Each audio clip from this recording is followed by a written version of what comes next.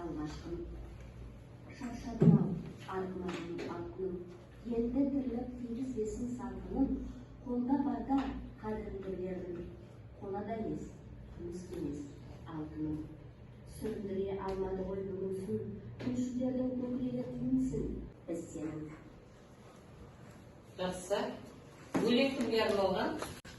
Александр Николаевич Винокуровқа Винокуровқа арналған. Кім ол?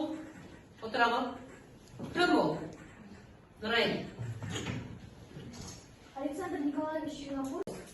Ол туралы қандай мәліметтер білеміз біздер? Жалпы Винокуров туралы. Винокуров 10 жасынан бастап осы велошабандозға өте қатты қызыққан. Осы жұп болып жұмыс жасаймыз.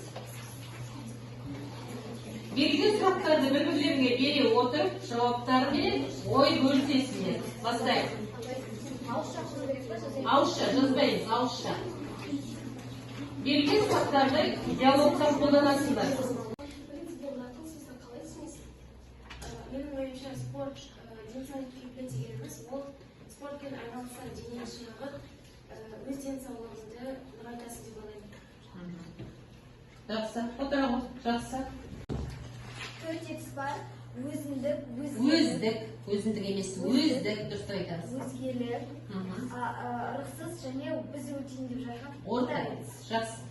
Ортақ етіс деп отырған сөз, берілген етістің түрі. Ортақ деген сөз бір емес, бірнеше адамға ортақ іс-әрекет жасалатындығын білдіреді.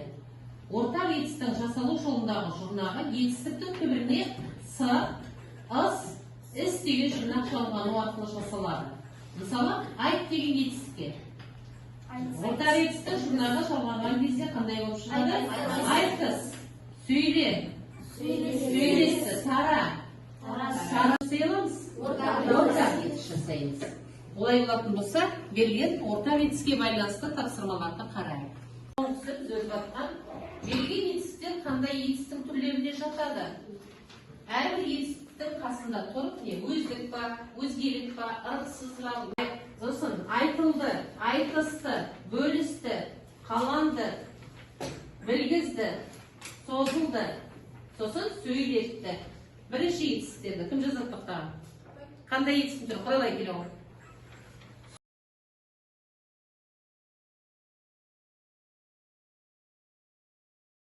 Құрамдағы жұрнағы с деген жұрнақ, тара деген етістікке. Жақсы, отыра ғой.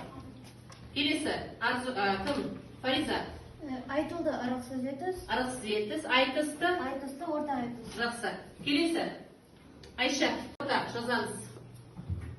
Қаланды, қала. Қаланды. Ол На. ырықсыз.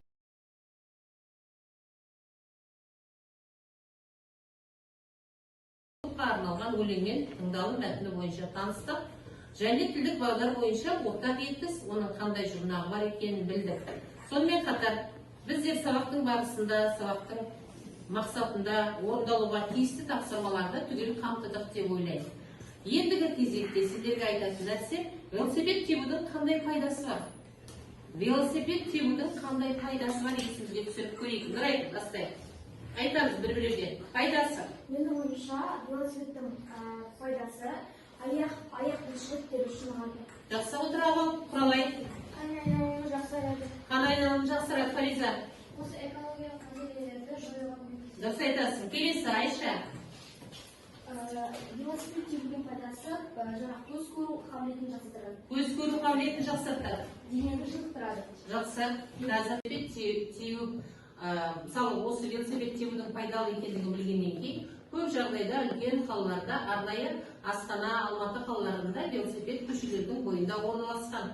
Оған өзің тиесілі сағатқа дейінгі ақысын төлейсің де велосипедті теуіп, қайтадан орнына әкеліп қоясың. Сондықтан біздің Ақтөбе өңірінде де мына арнайы парктерде велосипедті жалға беріледі. Ол уақытымен оны теуіп, қайтадан әкеліп орнына тапсырасың. Сондықтан велосипед тебудің өзі бүкіл жалпы адамдардың денсаулығына өте пайдалы екен. Сондықтан бүгінгі тақырыбымыз бойынша мен қорытындылай келе, әрбір жарыста спорттық, біздер көбіне көп спорттық жарыста жеңімпаз болған адамдардың көбі туралы мәліметті білдік деп ойлаймын. Соған байланысты бүгін мысалы біз кәсіби велошабандоз Винокур туралы мәлімет білдік. Бұған дейін біздер Қажымұханды, бұған дейін біздер Бекзат Саттарханов туралы мәлімет, спорттың әр түрімен шұғылданған адамдар туралы өзіміздің кумирлеріміз туралы көп мәлімет білдік деп ойлаймын. Олай болса, спорттағы әрбір адамның жеңісі бағаланады немен? Медальмен бағаланады. Нұрайға. Бүгін мектептегі біздің спорттық кумиріміз Исмайылға, жол терген үшін Айшаға, Гаухарға, Құралайға,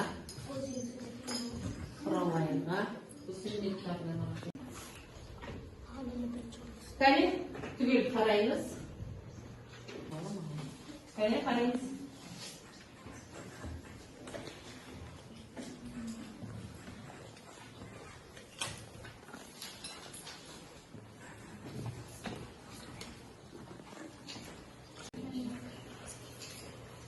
Кәне.